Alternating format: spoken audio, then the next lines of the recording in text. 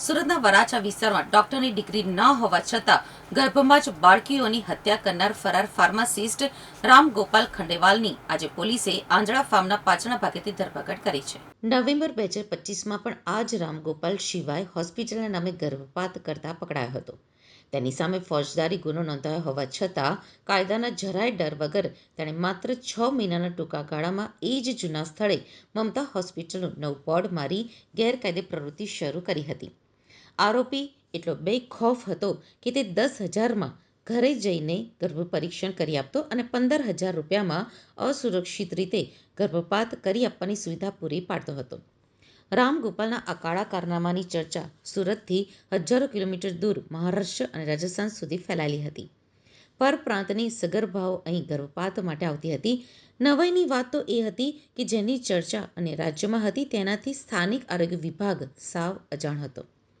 સુરત જિલ્લા મુખ્ય આરોગ્ય અધિકારી ડોક્ટર અનિલ પટેલના નાક નીચે આ ગોરખ ધંધો ચાલતો હતો, પરંતુ તેમણે કે તેમની ટીમે શંકાસ્પદ હોસ્પિટલો કે સોનોગ્રાફી સેન્ટર ઉપર તપાસ કરવાની તસદી સુદ્ધા લીધી નથી. શહેરમાં આવી અનેક ગેરકાયદે હોસ્પિટલ ધમધમી રહી હોવાની આશંકા છે.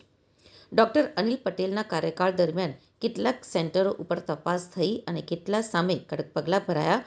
જો તેની નિષ્પક્ષ તપાસ કરવામાં આવે તો આરોગ્ય વિભાગમાં ચાલતી મોટી લાલિયાવાડી અને મિલીભગત બહાર આવી શકે તેમ છે. એકવાર ગુનામાં પકડાયેલા ફાર્માસિસ્ટનું લાયસન્સ રદ કરવા માટે પણ વિભાગ કોઈ મુહૂર્તની રાહ જોઈ રહ્યું હોય તેવું જણાય છે. આરોપી રામગોપાલ મમતા હોસ્પિટલના નામે ગેરકાયદે ગર્ભપાતનું નેટવર્ક ચલાવતો હતો. દરોડા દરમિયાન આ લેભાગુ તબીબના કાળા કારનામા જોઈને અધિકારીઓ પણ ચોંકી ઉઠ્યા હતા.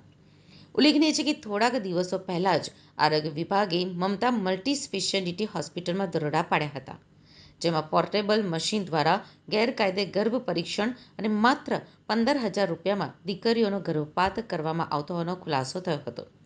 આ કેસમાં હવે પોલીસ દ્વારા રામ ગોપાલના રિમાન્ડ મેળવી વધુ તપાસ હાથ ધરવામાં આવશે.